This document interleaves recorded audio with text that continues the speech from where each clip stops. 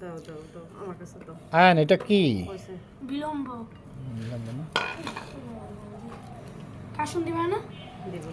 দাঁড়াও তুমি তুমি তুমি একটু অপেক্ষা করো, আমি একটা একটা করে দিচ্ছি। তুমি দেখো, দেই তুমি পরিমাণ বুঝবা না।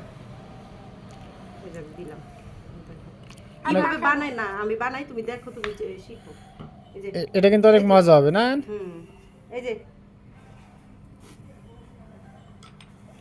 জন্মেই থাকে খালি লবণ। এই যে দেখো কিভাবে দিই, এই যে লবণ দেখছো, লবণ বেশি হয়ে এটা যাবে। আবার বিট লবণ দেখছো।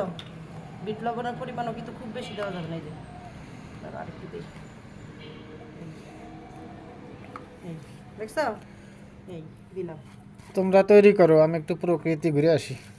দাঁড়া দাঁড়া, আমাদের আমরা কিভাবে করতেছি, আরেকটু মরিচের গুঁড়ো দিলাম, সামান্য আরেকটু দিয়ে দিলাম, ঠিক আছে। আর এইখানে দিলাম একটু এই যে ভাজা মরিচের গুঁড়া, দেখছো আয়ান? এরপরে তুমি বানাইতে পারবা? হ্যাঁ পারবো। আচ্ছা দাঁড়াও, আমি একটু মাখাই।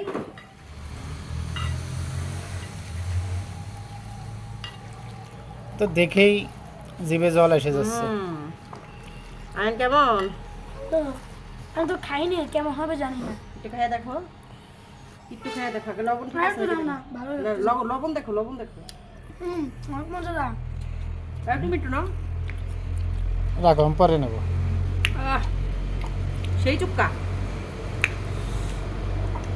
অনেক টক।